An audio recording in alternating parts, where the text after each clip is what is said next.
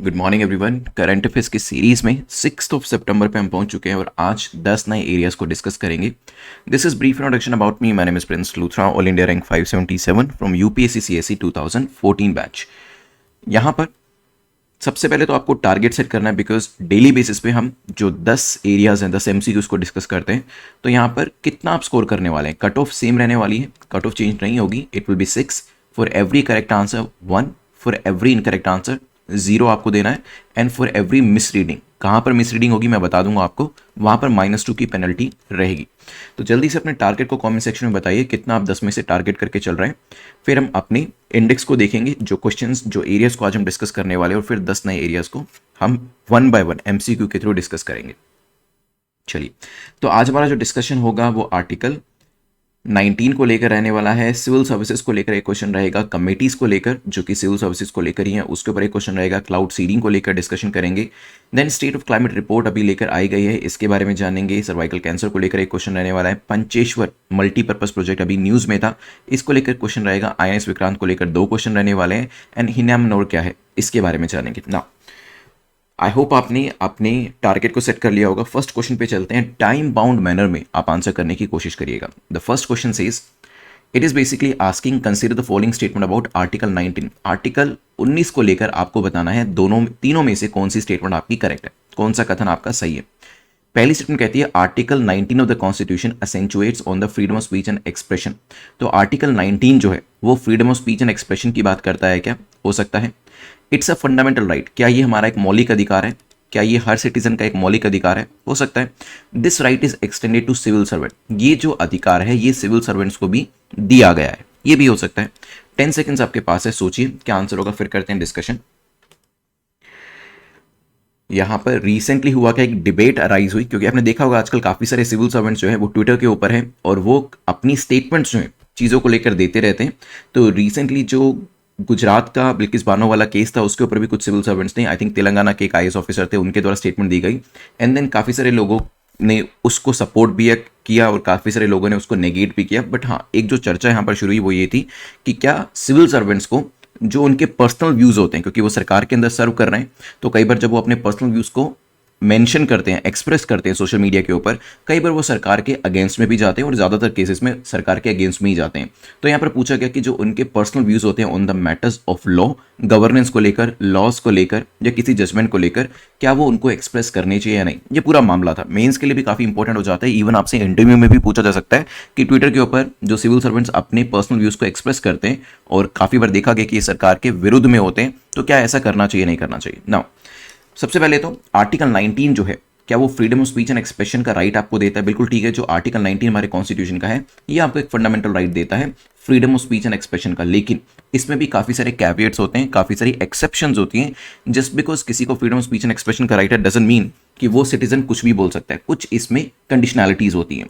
क्या ये every citizen को दिया गया है? यस, ये एवरी सिटीजन को दिया गया है। और जब हम सिविल सर्वेंट्स की बात करते हैं वो भी तो सिटीजन होते हैं। तो अगर this is a bigger circle of citizens, the smaller circle क्या हो जाएगा? Civil servants. तो यस, ये राइट जो है वो जो सिविल सर्वेंट्स होते हैं, जो प्रशासनिक अधिकारी हैं, तो उनको भी ये पर्टिकुलर राइट जो है वो दिया हुआ है। सिविल सर्वेंट की जो पोजीशन होती है सोसाइटी में काफ़ी रिस्पेक्टेड होती है। आप जानते हैं कि जब हम IAS IPS ऑफिसर्स की बात करते हैं, सिविल सर्वेंट्स की बात करते हैं, तो काफ़ी रिस्पेक्टेबल पोजीशन उन्हें माना जाता है।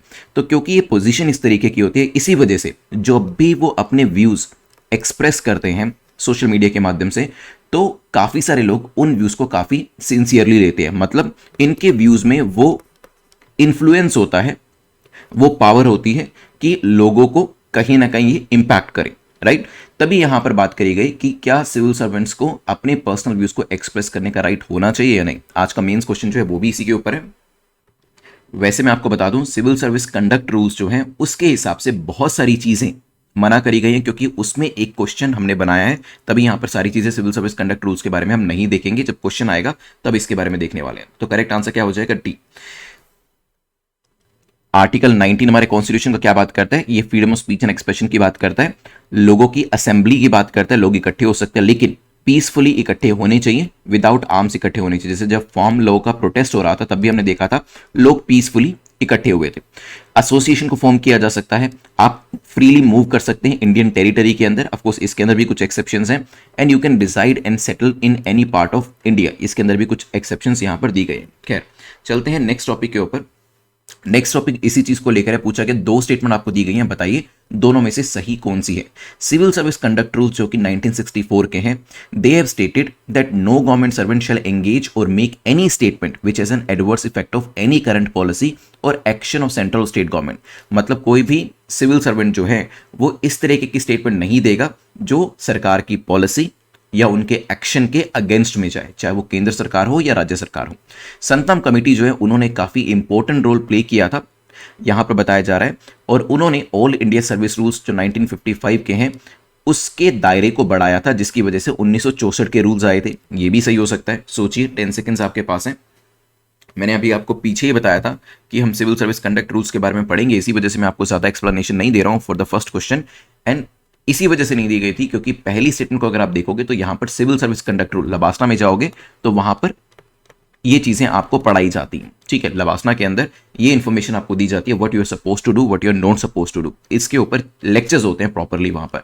तो सिविल सर्विस कंडक्ट रूल्स की बात करें तो यस, यहां पर जो सिविल सर्वेंट्स होते हैं उनको पॉलिटिकली न्यूट्रल होना जरूरी है। ये माना जाता है कि they should be politically neutral. उनको कोई मतलब नहीं पार्टी एक्स है, पार्टी वाई रूल कर रही है, पार्टी जेड रूल कर रही है, रादर उनका काम सिर्फ क्या होना चाहिए कि जो भी सरकार रूल करे, जो भी पार्टी रूल कर रही है, जो भी पार्टी सरकार बना रही है, वो जो भी नियम बनाती है, जो भी पॉलिसीज बनाती हैं, जो भी स्कीम्स लेकर आती है, उसका सही तरीके से इंप्लीमेंटेशन होना चाहिए।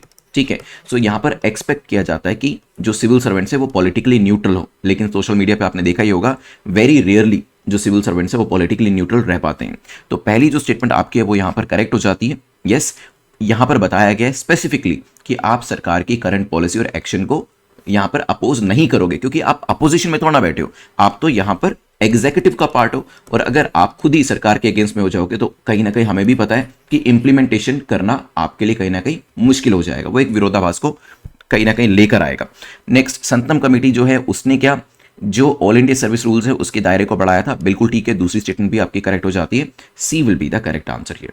ठीक है, अब सिविल सर्वेंट से क्या क्या चीजें एक्सपेक्ट करी जाती है। All India service conduct rules 1968 के जो है इसमें कहा गया है कि जो सिविल सर्वेंट है उसमें इंटेग्रिटी और ऑनेस्टी होनी चाहिए, अकाउंटेबिलिटी ट्रांसपेरेंसी होनी चाहिए, पॉलिटिकल न्यूट्रलिटी होनी चाहिए जिसको लेकर अभी पूरी डिबेट चल रही है, and courtesy and good behaviour होना चाहिए, मतलब लोगों से उसका बिहेवियर अच्छा होना चाहिए, because at the end of the day he is a civil servant. ठीक है, let's move to next topic. यहां पर 3 पेयर्स आपको दिए और उसके सामने बेसिकली आपको बताना है कि कौन से पेयर्स यहां पर करेक्ट है। संतराम कमेटी के आगे लिखा है डिसिप्लिनरी प्रोसीडिंग। डिसिप्लिनरी प्रोसीडिंग्स जो है सिविल सर्विसेज को लेकर, इसका जो कंट्रीब्यूशन है वो संतराम कमेटी के द्वारा दिया गया है, क्या हो सकता है। Statutory backing to code of ethics, जो सिविल सर्वेंट्स के लिए कोड ऑफ एथिक्स लेकर आए गए उसको स्टैट्यूटरी बैकिंग देने का काम होता कमेटी ने दिया है क्या। कोड ऑफ एथिक्स को लाने का काम सेकंड एआरसी का था क्या, सोचिए। 10 सेकेंड्स आपके पास है, this is again related to the very same area, civil servants को लेकर क्वेश्चन पूछा गया। होता कमेटी 2004 में आई थी और जो सेकंड एआरसी है 2005 में, तो इससे भी आपको एक हिंट मिलेगा, इस इंफॉर्मेशन को यूज करिए। जो पहला पेयर है वो यहाँ पे करेक्ट हो जाता है, क्योंकि जब हम संतनाम कमेटी की बात करते हैं, मैंने आपको पीछे भी बताया था कि रूल्स को एक्सपेंड करने का, रूल्स तो पहले भी एग्जिस्ट करते थे सिविल सर्वेंट्स को लेकर, लेकिन उसको एक्सपेंड करने का काम, उसको फर्दर मॉडिफाई करने का काम जो है इस कमेटी के द्वारा किया गया, तो पहला पेयर करेक्ट हो जाता है। पहले होता कमेटी है 2004 में, फिर सेकंड एआरसी 2005 में, तो सबसे पहले तो कोड ऑफ एथिक्स को बनाया जाएगा, तो उसके बाद ही तो उसको बैकिंग दी जाएगी, राइट। तो यहां पर क्या लिखा हुआ है कि होता कमेटी जो है इसने स्टैट्यूटरी बैकिंग दी थी, नहीं, स्टैट्यूटरी बैकिंग दी गई थी नेक्स्ट ईयर, पहले तो फॉर्म करे गए थे रूल्स कोड ऑफ एथिक्स, तो होता कमेटी के द्वारा कोड ऑफ एथिक्स को लेकर आया गया था, और सेकंड एआरसी के द्वारा स्टैट्यूटरी बैकिंग देने का काम किया गया था। तो सिर्फ एक ही जो पहला पेयर है वो यहां पर करेक्टली मैच करता है, तो करेक्ट आंसर क्या हो जाएगा, C will be the correct answer. Question number 4 को देखते हैं, जो कि क्लाउड सीडिंग को लेकर है, पूछा गया क्लाउड सीडिंग को लेकर बताएं कौन सी स्टेटमेंट आपकी करेक्ट है। साइंस एंड टेक्नोलॉजी सेक्शन से ये क्वेश्चन है। Clouds are made up of tiny water droplets और आइस क्रिस्टल्स। जो क्लाउड्स होते हैं वो किसके बने होते हैं, छोटी छोटी वाटर ड्रॉपलेट्स के और आइस क्रिस्टल्स के बने होते हैं। क्लाउड सीडिंग जो है एक वेदर मॉडिफिकेशन टेक्निक है क्या, ये भी पॉसिबल है कि क्लाउड सीडिंग जो एक वेदर मॉडिफिकेशन टेक्निक भी हो सकती है। टेक्नोलॉजी के अंदर क्या किया जाता है, जब हम क्लाउड सीडिंग की बात करते हैं तो कुछ पार्टिकल्स किसके, नमक के, सोल्ट के कुछ पार्टिकल्स को स्प्रे किया जाता है। कई बार सिल्वर आयोडाइड और क्लोराइड को भी क्लाउड्स के ऊपर स्प्रे किया जाता है। और ये स्प्रे क्या स्पेशल एयरक्राफ्ट के थ्रू किया जा सकता है या छिड़काव किया जा सकता है, मे बी। सोचिए 10 सेकेंड्स आपके पास है।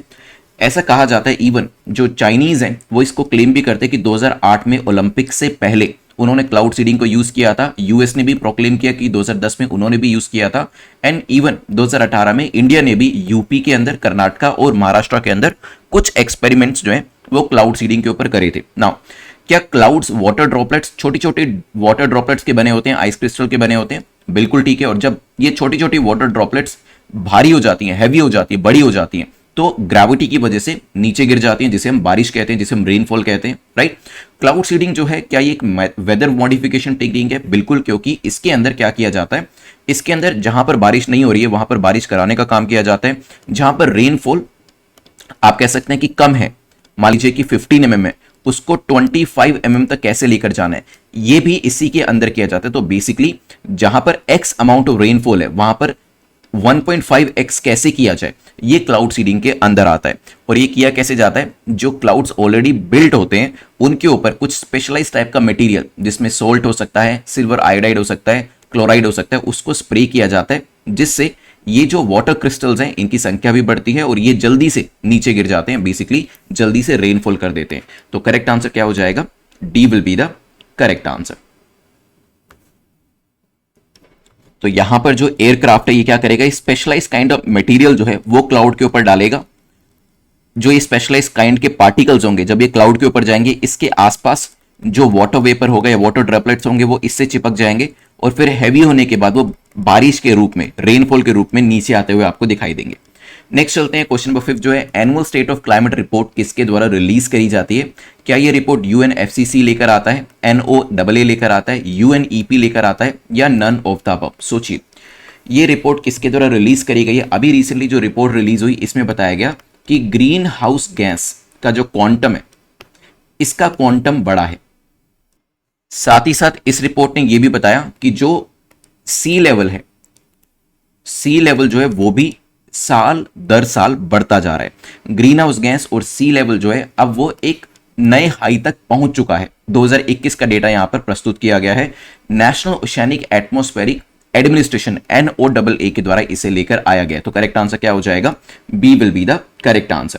ठीक है, जब आप इनको प्रैक्टिस करेंगे वेबसाइट के ऊपर तो आपको जो डेटा है वो भी वहां पर मिल जाएगा कि कितना कितना अमाउंट से सी लेवल राइज हो रहा है, कितने कितने अमाउंट से जो आपका ग्रीन हाउस गैस लेवल है वो भी यहां पर बढ़ रहा है। Correct answer will be B. Report किसके द्वारा लेकर आई गई है? ये NOAA। NOAA क्या है? एनीबडी जिसकी फुल फॉर्म बता सके? What is NOAA? It is National Oceanic and Atmospheric Administration. National Oceanic and Atmospheric Administration के द्वारा इस रिपोर्ट को लेकर आया गया है। Let's move to next topic which is question number 6। Question number 6 को देखते हैं। क्वेश्चन नंबर 6 के अंदर बात करी गई है सर्वाइकल कैंसर को लेकर पूछा गया। सर्वाइकल कैंसर को लेकर बताएं कौन सी स्टेटमेंट आपकी करेक्ट है, कौन सा कथन आपका सही है। इंडिया जो है it accounts for about 1/5 of global burden of cervical cancer. दुनिया के अंदर जितने भी सर्वाइकल कैंसर के केसेस हैं उसमें जो 1/5 है, 20% केसेस आपको इंडिया में देखने को मिलेंगे। सर्वाइकल कैंसर जो है it is preventable if detected early. अगर इसे पहले से ही डिटेक्ट कर लिया जाता है, डायग्नोज कर लिया जाता है तो इसे प्रिवेंट किया जा सकता है, इससे बचा जा सकता है। India does not have any vaccine for the same. अभी हमारे पास इसको लेकर कोई भी वैक्सीन अवेलेबल नहीं है। 10 सेकेंड्स आपके पास है, सोचिए क्या आंसर होगा, फिर करते हैं डिस्कशन इसको लेकर। रिसेंटली सर्वाइकल कैंसर न्यूज में था एंड QHPV के बारे में आपने न्यूज में पढ़ा होगा। क्या है ये? It is quadrivalent human papilloma virus vaccine, जिसे अभी इंडिया ने इंडिजिनियसली बनाया है। पहले वैक्सीन अवेलेबल नहीं थी, हम इंडिया के बाहर से उसे इंपोर्ट करते थे। उसकी कीमत 2000 रुपए से 4000 रुपए रहती थी, लेकिन आत्मनिर्भर भारत के चलते हुए हमने 1/10 कीमत के ऊपर, सिर्फ 10% कीमत के ऊपर 200 से 400 रुपए की ये जो वैक्सीन है अपने देश के अंदर ही बना ली है। सीरम इंस्टीट्यूट ऑफ इंडिया जिसने कोविशील्ड मैन्युफैक्चर करी थी कोविड के टाइम पर, वही इसको बना रहा है। तो हमारे पास क्या कोई वैक्सीन नहीं है? नहीं, पहले भी हमारे पास वैक्सीन थी लेकिन वो इंपोर्टेड वैक्सीन थी। अभी हमारे पास जो वैक्सीन है that is an indigenous vaccine. ठीक है, नाउ अब सर्वाइकल कैंसर के पीछे जो सबसे बड़ी प्रॉब्लम मानी जाती है वो यही है कि इसका डायग्नोज नहीं हो पाता है, क्योंकि बहुत सारी महिलाओं को इसके बारे में अवेयरनेस ही नहीं है। ठीक है, less than 10% of the Indian women वो स्क्रीनिंग प्रोसीजर से जाती है, ये देखने के लिए डायग्नोस्टिक प्रोसीजर से जाती है कि क्या इस तरीके का कोई कैंसर उनकी बॉडी में है भी सही या नहीं है। तो लोगों को जब अवेयरनेस ही नहीं है तो क्या होता है, वहां पर एक नेग्लेक्ट, एक इग्नोरेंस देखी जाती है, जिसकी वजह से कैंसर ऐसी स्टेज पे पहुंच जाता है जहां से फिर इससे निकलना मुश्किल हो जाता है। WHO के एस्टिमेट को देखोगे तो ये कोई रेयर टाइप नहीं है कैंसर की कि लोग इसको इग्नोर करें। This is the fourth most common type of cancer जो कि विमेन के अंदर पाया जाता है, महिलाओं के अंदर पाया जाता है। तो it is a common type of cancer, but still इसको इग्नोर किया जाता है। इंडिया के अंदर आपको 20% केसेस देखने को मिलेंगे इस कैंसर को लेकर। Yes, that is correct. At the same time क्या ये प्रिवेंटेबल है? यस, अगर अर्ली स्टेज के अंदर इसे डिटेक्ट कर लिया जाता है तो ये प्रिवेंटेबल है। Correct answer will be B only. ठीक है, so this is the uterus area जहां पर ये फैलना शुरू होता है नीचे के लेवल से, और ये इसकी फाइनल स्टेज है जहां पर इसे रिवर्स करना या खत्म करना मुश्किल हो जाता है। लेकिन हां, अगर अर्ली डायग्नोस हो जाता है तो वहां पर इसको हराया जा सकता है। चलिए, let's move to next question. Which of the following country is collaborating with India on Pancheshwar multipurpose project? कौन सी ऐसी कंट्री है जो इंडिया के साथ कोलैबोरेट कर रही है इस प्रोजेक्ट को लेकर? क्या नेपाल है, श्रीलंका है, बांग्लादेश है या म्यांमार है? 10 सेकेंड्स आपके पास है, सोचिए, फिर करते हैं डिस्कशन कि किस कंट्री के साथ हम ये पर्टिकुलर कोलैबोरेशन कर रहे हैं इस प्रोजेक्ट को लेकर। सोचिए। देखिए, वही कंट्री है जो चाइना कार्ड प्ले करती है। अब बताइए, सोचिएगा कौन सी कंट्री ऐसी है जो चाइना कार्ड प्ले करती है? Of course it is Nepal. Nepal is like कि इंडिया से कोई बेनिफिट चाहिए होता है तो वो चाइना का नाम लेना शुरू कर देते हैं, चाइना से कोई बेनिफिट लेना होता है तो इंडिया की साइड आना शुरू कर देते हैं। We have seen this time and again. और यहां से इस तरीके के नेशन के साथ फॉरेन रिलेशन को मेंटेन करना भी कभी कभी डिफिकल्ट हो जाता है, बट हमारी गवर्नमेंट काफी अच्छा काम यहां पर कर रही है। तो यहां पर अब पिछले कुछ सालों से अगर आप देखोगे, नेपाल के साथ रिलेशन इतने अच्छे नहीं थे क्योंकि नेपाल जो है वो चाइना कार्ड प्ले कर रहा था, ये सभी जानते हैं। लेकिन धीरे धीरे कोशिश करी जा रही है भारत सरकार के द्वारा कि चलिए इसके बावजूद भी किस तरीके से हम नेपाल के साथ कोलैबोरेट कर सकते हैं। और यहां पर एक पंचेश्वर मल्टीपर्पज प्रोजेक्ट जो है इसका नाम लिया गया है। इवन अगर हम देखेंगे अरुण 3 करके एक हाइड्रो पावर प्रोजेक्ट है, लिख देता हूं यहां पर।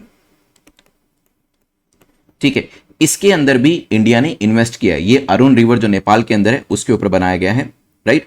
नेपाल को भी इनवाइट किया गया है कि आप यहां पर आए, भारत के अंदर आए, और सेती हाइड्रो पावर प्रोजेक्ट जो है आप चाहें तो इसमें इन्वेस्ट कर सकते हैं। ठीक है, तो A will be the correct answer. जहां पर भी आपने नेपाल को लेकर नोट्स बनाए हैं अपने नोट्स के अंदर, वहां पर इस प्रोजेक्ट के बारे में, अरुण 3 हाइड्रो पावर प्रोजेक्ट के बारे में, सेती हाइड्रो पावर प्रोजेक्ट के बारे में लिख दीजिएगा, सो दैट अगर मेंस में क्वेश्चन पूछा जाता है तो वहां पर आप इसका आंसर आसानी से कर सकें कि इंडिया और नेपाल के रिलेशनशिप कैसे हैं। क्वेश्चन नंबर 8 को देखते हैं जो कि INS विक्रांत को लेकर है। INS विक्रांत को लेकर अभी जब पीएम ने 2 दिन पहले इसे कमीशन किया था तब इसके ऊपर एक मैंने वीडियो बनाया था, तो यहां पर आई बटन में आपको वो वीडियो दिखाई दे रहा होगा, तो इसको प्लीज देख लीजिएगा। इसमें आई थिंक 6 to 7 मिनट्स के अंदर विक्रांत को लेकर जितनी जानकारी है that is available, so that prelims means दोनों तरीके से आप सारे आंसर्स इस पर्टिकुलर टॉपिक को लेकर कर पाए। Now this is the second channel जहां पर आपको ये वीडियो मिल जाएगा। Now INS Vikrant carries forward the motto of its predecessor. INS Vikrant के ऊपर जो INS विक्रांत का फर्स्ट पार्ट था उसी का ही मोटो लिखा हुआ है, जयमा समयुद्धि स्पृधा। ये एक मोटो कह सकते हैं, वो इसके ऊपर लिखा गया। पूछा गया कि इस मोटो को कहां से लिया गया। ठीक है, देखिए मोटो क्या होता है, मोटो कह लीजिए, या कहते हैं ना कि आपकी बॉटम लाइन क्या है, कि आपका स्लोगन क्या है, या फिर आपका बिलीफ क्या है। जैसे कुछ लोग कहते हैं लिव एंड लेट लिव, जियो और जीनो दो, वो उनका मोटो होता है। तो हमारे INS विक्रांत का मोटो है जयमा समयुद्धि स्पृधा, जिसका मतलब है आई conquer those who fight against me, जो भी मुझसे लड़ेगा मैं उसको हरा दूंगा। ये इसका मोटो है, राइट। पूछा गया कि इसे लिया कहां से गया, क्या इसे महाभारत से लिया गया है, भगवत गीता से लिया गया है, पुराण से लिया गया है, या ऋग्वेदा से लिया गया है। क्वेश्चन आने के चांसेस अच्छे खासे हैं, सोचिए, क्योंकि इस तरीके के question it's a well blend of current affairs as well as ancient history. So जो ये स्लोगन है कहां से लिया गया, it is taken from Rigveda, Rigveda से इसे लिया गया। तो करेक्ट आंसर क्या हो जाएगा, D will be the correct answer. Let's move to next question which is question number 9। Question number 9 जो है बात कर रहा है व्हाट इज हिनामिनोर। हिनामिनोर क्या है, क्या ये कोई कंप्यूटर वायरस है, क्या कोई सुपर टाइफोन है, कोई कोरोना की टाइप है, या इनमें से कुछ भी नहीं। 10 सेकंड आपके पास दिए गए, सोचिए। सिंपल फैक्चुअल क्वेश्चन है, जिस तरीके के कई बार क्वेश्चन यूपीएससी के अंदर पूछ लिए जाते हैं, जो भी चीजें लेटेस्ट न्यूज के अंदर होती हैं। बताइए। स्ट्रॉन्गेस्ट ट्रॉपिकल स्टॉर्म जो है उससे अभी देखा गया है, जिसे सुपर टाइफून हिनामोनोर का नाम दिया गया है, और इससे अभी वेस्टर्न पैसिफिक ओशन में देखा गया था और कहा गया था कि जापान और साउथ कोरिया, अगर आप न्यूज़ देखेंगे तो न्यूज़ में भी ये चीज़ें बताई जा रही थी कि जापानीज और साउथ कोरियन आइलैंड्स जो हैं उनके ऊपर काफ़ी नेगेटिव इंपैक्ट इस सुपर टाइफून का पड़ा है। सो क्या है ये? It is a super typhoon. Last question को देखते हैं जो कि आईएनएस विक्रांत को लेकर ही है। आईएनएस विक्रांत को लेकर पूछा गया, बताइए करेक्ट क्या है? क्या इसे इंडिजिनसली डिजाइन किया गया है? क्या ये आत्मनिर्भर भारत के चलते हुए बनाया गया है? फ्रांस एंड रशिया दो ऐसी कंट्रीज है जिनके पास इस तरीके की कैपेबिलिटी ऑलरेडी अवेलेबल है। जो काम हमने करके दिखाया, फ्रांस और रशिया पहले ही ऐसा कर चुके हैं। हो सकता है आईएनएस विक्रांत जो होगा ये 7th लार्जेस्ट होगा अमंग द कैरियर्स, जितने भी कैरियर्स हैं उसमें 7वां सबसे बड़ा कैरियर ये होने वाला है। सोचिए, देखिए बहुत सारी कंट्रीज ऐसी हैं जिसमें यूएस है, यूके है, रशिया है, चाइना का नाम भी आता है इसमें, फ्रांस भी आता है, और अब इंडिया भी इस एलीट क्लब के अंदर शामिल हो चुका है, जिसमें हम एयरक्राफ्ट कैरियर खुद बना सकते हैं। हमें अब बाहर से सहायता लेने की जरूरत नहीं है, क्योंकि ये हमने इंडिजिनसली ही डिजाइन किया है। आईएनएस विक्रांत जो है, क्या ये 7वां सबसे बड़ा कैरियर है? ये स्टेटमेंट भी आपकी करेक्ट हो जाती है। सो आंसर क्या हो जाएगा? D will be the correct answer. इसको लेकर कुछ फैक्ट्स की विड्थ कितनी है, वेट कितना है, डिस्प्लेसमेंट कितना होगा, कितने डेक्स हैं, ये सभी चीजें यहाँ पर मेंशन करी गई है। किस किस तरीके के एयरक्राफ्ट होंगे? मिग 29 के रशिया वाला, उसको भी इसके ऊपर प्लेस किया जाएगा। कमोव 31 हेलीकॉप्टर्स जो होते हैं वो भी उसके ऊपर लगाए जा सकते हैं। अब देखिए, रिविजन करनी क्यों जरूरी है, ये सिर्फ इस वीडियो के लिए नहीं बता रहा हूँ, अदरवाइज भी जैसे ही कोई चैप्टर आप कंप्लीट करेंगे, मटेरियल 30% से ज्यादा आप अगर रिटेन करना चाहते हैं, ठीक है, तो आपको रिवीजन साथ के साथ करनी पड़ेगी। होता क्या है कि जैसे हम चैप्टर कंप्लीट करते हैं लगता है बुक बंद करो, वीडियो बंद करो और डू द नेक्स्ट टास्क, लेकिन उसमें क्या होता है, बहुत ज्यादा मटेरियल जो आपका है वो डिग्रेड हो जाता है, वो आपकी मेमोरी से निकल जाता है। तो इमीडिएटली कोशिश करें 5 मिनट देने की उस चैप्टर को जो आपने रिसेंटली कंप्लीट किया है, ताकि जो भी मटेरियल आपने पढ़ा है वो आप कम से कम रिटेन कर पाएं, क्योंकि जब रिटेन ही नहीं कर पाएंगे तो फिर चैप्टर पढ़ने का फायदा क्या हुआ। उसी चीज के चलते हम रिवीजन यहाँ पर कर रहे हैं। रिवीजन के अंदर कमेंट सेक्शन को एक्टिव कर दीजिएगा, बैक टू बैक यहाँ पर आपके आंसर्स आने चाहिए। मेक श्योर कि जितनी ज्यादा से ज्यादा चीजें आप कमेंट सेक्शन के अंदर लिख सके लिखिएगा। नाउ आर्टिकल 19 किस चीज को लेकर जल्दी से बताइए। जो राइट है क्या वो सिटीजन को ही दिया गया? सिटीजन को भी दिया है। Civil servants are also citizen, उनको भी ये दिया गया है। This is related to freedom of speech and expression. फिर हमने यहाँ पे आगे देखा था कि सिविल सर्वेंट्स सरकार की पॉलिसीज का विरोध कर सकते हैं। Answer is no. देखिए, सिविल सर्विस कंडक्ट रूल्स तो ये कहते हैं कि उनको सरकार की पॉलिसीज को इंप्लीमेंट करना है, उनको सरकार की पॉलिसीज को विरोध करने के लिए नहीं रखा गया, उनको उसे इंप्लीमेंट करने के लिए रखा गया। तो ये भी ध्यान रखिएगा। यहां से आगे बढ़ते हुए नेक्स्ट टॉपिक में हमने देखा था होता कमेटी, संतम कमेटी, इनके द्वारा क्या क्या चीजें दी गई थी। अगर हम होता कमेटी की बात करते हैं तो कोड ऑफ एथिक्स इनके द्वारा दिया गया था, और इन कोड ऑफ एथिक्स को स्टैट्यूटरी बैकिंग देने का काम जो था वो सेकंड एआरसी के द्वारा किया गया था। क्लाउड सीडिंग की बात करें तो कौन कौन सी कंट्रीज कर चुके हैं जल्दी से बताइएगा। किस तरीके का मटेरियल जो है वो यहाँ पर स्प्रेड किया जाता है या स्प्रे किया जाता है क्लाउड्स के ऊपर। तो यहाँ पर अगर हम देखेंगे, आपका सिल्वर आयोडाइड है, क्लोराइड है, सोल्ट है, इवन ड्राई आइस है, उसको यहाँ पर स्प्रे किया जाता है ताकि जो ज़्यादा से ज़्यादा रेनफॉल है उसे कराया जा सके। फिर हमने annual state of climate report के बारे में देखा था। कमेंट सेक्शन में बताएं कि किसके द्वारा लेकर आई गई है। रिपोर्ट ने तो ये बताया है कि सी लेवल राइज जो है वो हो रहा है और ग्रीन हाउस गैस जो है इसका परसेंटेज भी धीरे धीरे बढ़ता जा रहा है। NOAA जो national Oceanic and Atmospheric administration है वो इसको लेकर आया है। फिर हमने यहाँ से आगे बढ़ते हुए क्वेश्चन नंबर 6 के अंदर देखा था कुछ इंपॉर्टेंट चीजें जो कि सर्वाइकल कैंसर को लिखी थी। क्या हमारे पास अपनी वैक्सीन अवेलेबल है? येस और नो। इफ येस, कौन सी इंस्टीट्यूशन के द्वारा बनाई गई ये भी बताइएगा। सर्वाइकल कैंसर प्रिवेंटेबल है क्या? Yes, it is preventable. 20% cases जो है वो हमारे यहाँ से आते हैं। इंडिजिनसली अभी हमने वैक्सीन यहाँ पर बनाई है। सीरम इंस्टीट्यूट ऑफ इंडिया जो है उसने इस वैक्सीन को मैन्युफैक्चर किया है। फिर हमने यहाँ से आगे बढ़ के पंचेश्वर मल्टीपर्पज प्रोजेक्ट के बारे में जाना था। इसे कौन लेकर आया है? इंडिया और नेपाल कोलैबोरेट कर रहे हैं इसके अंदर। जयमा समयुद्धि स्पृधा, इसका मतलब क्या है और इसे कहाँ से लिया गया है ये बताइएगा। तो ये अभी आईएनएस विक्रांत का मोटो जो है वो बनाया गया है। It means I conquer those who fight against me, इसे ऋग्वेदा से लिया गया है। फिर हमने हिनामोनोर के बारे में देखा था। ये क्या है? It is a super typhoon जो कि जापान और साउथ कोरिया के आइलैंड्स को इंपैक्ट कर रहा है। फाइनली आईएनएस विक्रांत के बारे में देखा था। 7th लार्जेस्ट है, इंडिजिनस है। हमसे पहले France, China, UK, US and Russia, इनके पास ये कैपेबिलिटी अवेलेबल है। चलिए, प्रीलिम्स का क्वेश्चन और मेंस का जो क्वेश्चन है वो मैं आपको दे देता हूँ। इससे पहले जो विनर है लास्ट टाइम के, शीतल ने करेक्ट आंसर दिया। So Sheetal, you are the winner. Overall score भी अच्छा है और अदरवाइज भी यहाँ पर जो करेक्ट आंसर है वो भी आई कैन सी।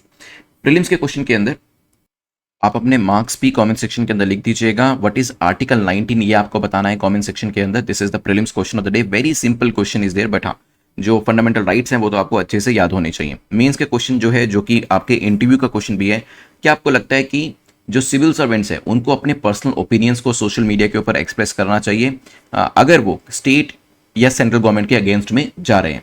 ये आपको आंसर करना है, क्योंकि अभी इसी के ऊपर डिबेट जो है वो ज़्यादा देखने को मिल रही है और क्वेश्चन जो है आपके मेंस एग्जामिनेशन के अंदर पूछा जा सकता है, इवन इंटरव्यू के अंदर भी ये चीज़ें पूछी आपसे जा सकती हैं। इसका आंसर भी आप जो ग्रुप आपका दिया है वहाँ पे दे दीजिएगा। इसमें आपको करना क्या है, आपको बेल आइकन के बाद ऑल बटन को प्रेस करना है ताकि जितने भी वीडियोज़ हैं उसके नोटिफिकेशन आपको मिलते जाएं। यहाँ पर अपने स्कोर को जरूर लिख दीजिएगा कि आपका स्कोर कितना है। 6 या 6 से ऊपर है देन ऑफकोर्स आप सेफ जोन में है। अगर नीचे भी स्कोर आपका 6 से कम भी स्कोर है तो भी इट्स ऑल राइट, ग्रेजुअली वो आपका स्कोर इंप्रूव हो जाएगा। लेकिन देखना पड़ेगा अगर आपने 3 का स्कोर किया है, 2 का स्कोर किया, कि 8 क्वेश्चन या जो 7 क्वेश्चन आपके गलत हुए उसके पीछे रीजन क्या था, उसे समझने की कोशिश करिएगा, so that next time when you come you will be able to answer more and more questions. Thanks for watching this video. Have a nice day. Take care. Goodbye.